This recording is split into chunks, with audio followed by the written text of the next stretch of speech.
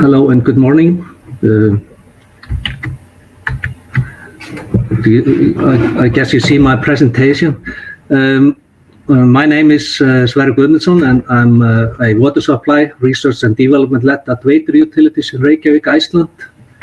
And the title of my presentation is Control of Microbial Quality of Groundwater Extraction Wells Using Bactosens.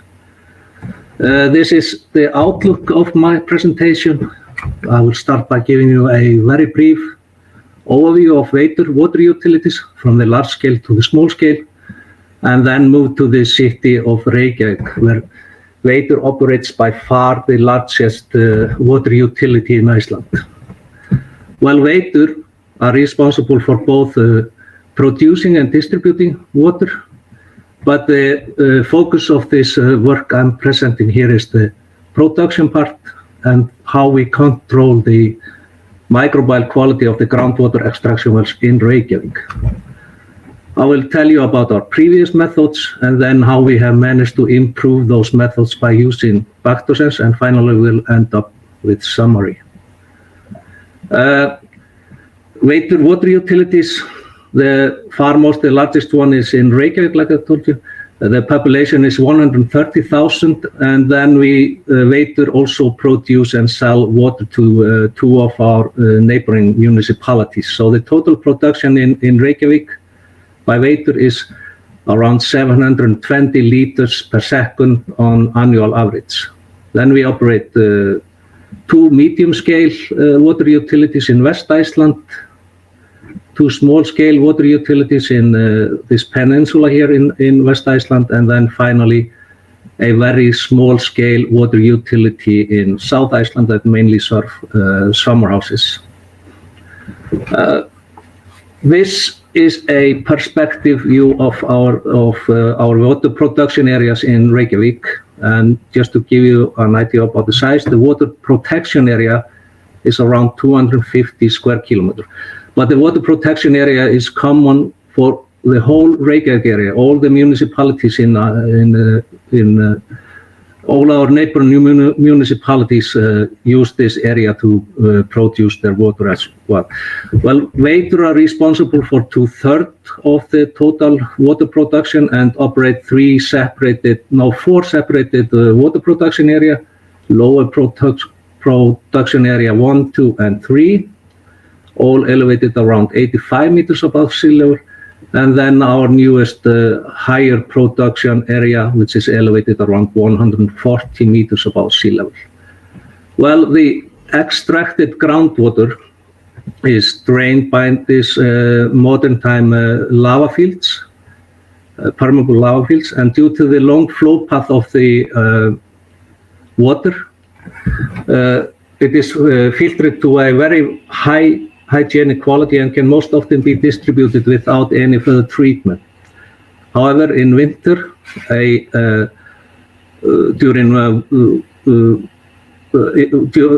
during intensive melt and rain events, a flood can be generated here close to the extraction wells, and in some cases it can directly enter the extraction well, and this of course significantly reduces the quality of the drinking water. This is especially the case for the more shallower and older boreholes at the lower production areas. The boreholes here at the higher production area are much deeper and much less exposed for surface water contamination. Pumping of water is done from boreholes reaching down 10 to 120 meters from the surface. We have 16 boreholes at our lower areas and 5 at the higher. The pink here demarcates the well protection zone at the higher area and the lower areas. We have two main pipelines that are used to supply the water to Reykjavík. Pipeline 1 that mainly drains the lower areas, and pipeline 2 that drains the higher area. The total water produced by Veitur, like I said earlier, is around 720 liters per second on annual average, but the total production capacity is much higher, around 2,300 liters per second. And actually, both the higher and lower area have a capacity to suffice a daily need of whole Reykjavik. But we are, however, only permitted to extract 300 liters per second on annual average at the higher area, and hence we have to also rely on the boreholes at the lower area, also in the winter when they are more exposed for contamination. This table here, in this table I have listed up all the boreholes at the lower and higher production areas, and as well as the corresponding depth, production capacity, and permitted production. The previous methods that were used to monitor and control the microbial quality was simply based on periodical sampling and traditional culture methods, and then additional samples that were collected during flooding events. This did take, of course, up to 3 days to complete, and then failed to capture any contamination before it entered the distribution system. And due to this lack of fast detection methods, the wells here marked as red were considered as most exposed for contamination and simply taken completely out of operation from October to April each year.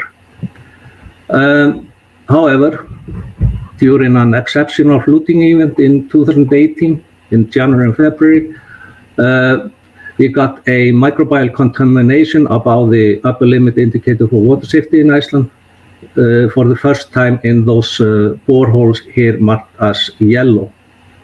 And in response to that, Veitur decided to implement and test automatic bactogens for quick determination of microbiological parameters, and also implement UV filter as a backup. And one thing we have actually learned, for example, with help of bactogens and other observation, is that the red boreholes here are not necessarily exposed to contamination during all winter flood events. And those marked as yellow may, under certain conditions or during some events, even be more sensitive. We did start our experiment in February 2019 when we bought the first bactogens equipment to test and do some experiments. The bactogens equipment was the test site we selected for this experiment was a borehole called V5 here at the lower production area 2, which is actually shown here. It's one of the red boreholes. Then in March 2020, we bought 2 additional bactogens and did install one of them here at the V19, borehole V19 at the lower production area 1, which is one of the red boreholes, and one that to monitor the water produced by borehole V12 and 13 here at the lower production area 3. By doing this, we have a concurrent online view on 3 separated production areas. This photo was taken after the setup of the first bactogens in February 2019 at the extraction well V5. So why did we choose bactogens for quick determination of microbiological parameters? Well, first, it was a fully automatic industrial flow cytometry, easy to install and operate, and it has turned out to be easy to install and operate. The capable of fast delivering of the microbial parameters was important for us. And to begin with, it was very important for us to be able to operate it manually, allowing analysis of individual samples. The user-friendly interface, for example, the gating to reduce the background noise and threshold settings between the low and high nucleic acid contents. It is easy for the user to adjust those gating. And in the work I'm presenting here, we have been using TCC, the total cell count, and HNA-P, which is the percentage of the HNA, as indicators reflecting the changes in the microbial quality in the drinking water extraction wells. And here is example of results. This here is observed TCC and HNAP parameters by Bactosens at the test site V5 during optimal weather condition or the stable background values. And here is observation during fluting event for comparison. And during this fluting event, the TCC values increased from its stable background value of around 5,000 contents per milliliter up to 100,000, and HNAP from 52 to 65%. Well, those plots show observation at the test site V5 before, during, and after an intensive melt and rain event in 2019. Just a few days after the installation of the first Bactosens equipment, we got a fluting events during warm, windy, and rainy days. First a short 2-day event and then a longer 2-week event. The plot shows air and soil temperature, snow cover, and corresponding calculated hourly melt rate, hourly rain observed, and then finally TCC and HNAP parameters observed by Bactosens at the extraction well.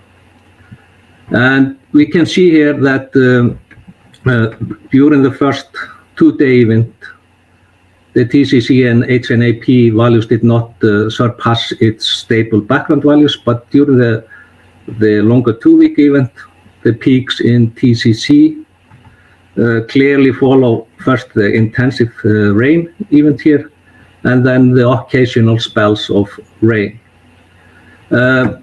We also have a slight increase in the HNAP values, but it is not as decisive as the increase in the TCC values.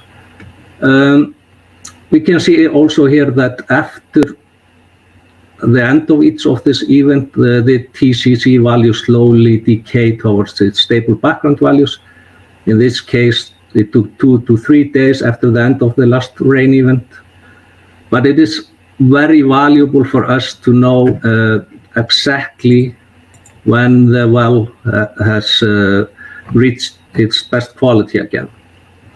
The response of Bactosens during those events is very similar to what we have seen during other weather and flute events. And during those flute events and also other flute events, we have compared the TCC and HNA values against cultivation of E. coli, coliform bacteria, and total microbes that grows at 22 degrees Celsius. And to have long story short, we have always obtained a high correlation, but not necessarily a single or uniform relationship between events. And that is maybe no wonder, because the microbial community composition is complex and must depend on both the well and the surface water origin. And this has actually been confirmed in a recent study that was conducted in the production areas of Veitur in Reykjavík and was published by Knobloch et al. In 2021. But what we have learned and what we can say or conclude is that if we have a TCC values and in some cases HNAP values surpassing its stable background values, then we have a strong indication of increased microbial contamination. And that leads us to the main question: can Bactosens be used to improve the method used to control the microbial quality of the extraction wells? And how can we utilize the information provided by Bactosens? This bar here shows how the extraction well V5, the test site, was actually controlled in 2019, simply completely taken out of operation during the wintertime and in use during the summertime. And for comparison, I show here the TCC value and the HNAP value observed by Bactosens, the average of the stable background values, and 99% confidence interval. And by using, for example, this here criteria, where we have green saying that it's the best or highest quality. It's when the TCC background values are within the 99% confidence interval of the background values. Yellow is actually a very good quality. And red, we will reject the water when it's red, which is when we have a fast rising of TCC values, indicating a high risk of contamination. By using this criteria, the borehole was actually green or yellow during 75% of the observed time in the winter season 2019 and could have been used. This is maybe not the most advanced criteria that we could come up with based on our observation, on our experiment and so on. But we think of this criteria as a very courteous approach, very safe approach. And we have to keep in mind that this is a work in progress, and the methodology will be developed further. The missing data is simply because we were using the Bactosense equipment in other experiments and research projects. Here is then a view on 3 production sites, and by using the same criteria during the winter 2020 to 2021, the extraction well V5 was green or yellow 85% of the time and was actually used. V19 90% of the time and was used, and V12 and plus 13 was green or yellow 98% of the time. But it should be noted that the winter 2020 to 21 was exceptionally mild and dry, so it's not perhaps very descriptive for winters in Iceland. We actually export the data into our data warehouses and use it for further processing and visualization. And here is an example of a view in our data dashboard. This is simply the newest TCC values displayed on a temperature scale like this and using the same criteria as I explained before. We also compare the most recent values to the historical data by using both by plotting the time series and also histograms compared to the histogram or the statistical distribution of the historical data. To summarize this, Veitur implemented the first Bactosense instrument in February 2019, and it has been indeed easy to install and operate. And Bactosense have successfully been used for better risk assessment, better quality control of the groundwater extraction wells, which in turn have mean that we can make more optimal use of the water resources than before. And we have also been, the Bactosense equipment have successfully been used for various research projects and experiments. I didn't have time to go through that here. And our results indicate that the technique can be used for further development of methods and methodology for real-time quality control of groundwater wells. But it should be noted that this is a work in process. So thank you for your attention.